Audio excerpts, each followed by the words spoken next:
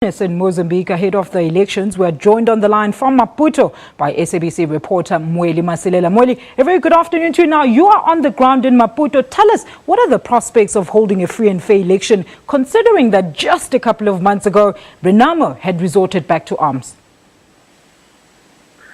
A very good afternoon to you. I must say that we've been here since yesterday, and yesterday marked the last day of campaigning for political parties.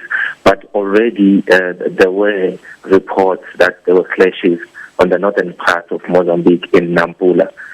Apparently supporters of Frelimo and Renamo had some clashes.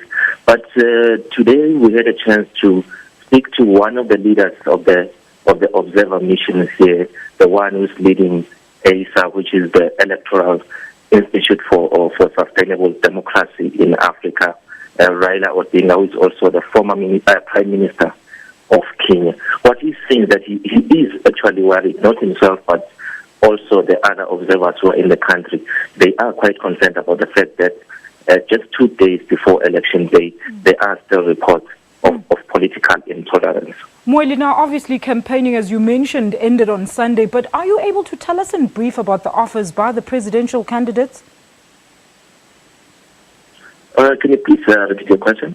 Mweli, please tell us, obviously the campaigning finished yesterday on Sunday, but are you able to briefly tell us about the offers by the presidential candidates?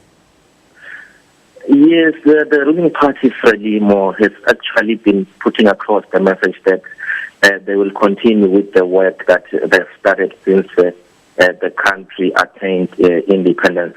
The Frelimo presidential candidate, well, he's said to be not known that much by people of Mozambique, hence they made sure that they start campaigning as early as possible.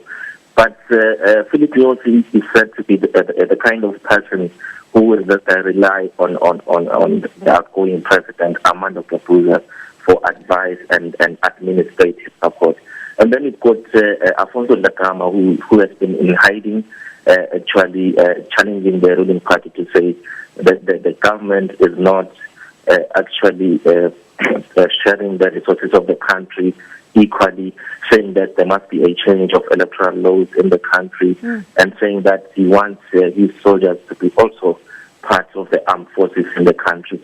But then, given the fact that he has signed the cusp bill with government, then we have been told that his rallies have been attended by very large crowds. So we will have to wait and see as whether those crowds will translate into votes.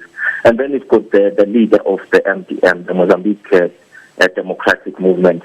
This is said to be one of the political parties that has changed the political landscape in Mozambique, given that it's a party formed in 2009, but already in Maputo itself, it has gained quite a number of voters, considering the fact that in the 2013 municipal elections, they got 90% of the vote in Maputo. All right, that's Mweli Masilela, SABC reporter, live to us from Maputo in Mozambique, where the presidential polls are to take place in just 2 days. More details as the story grows.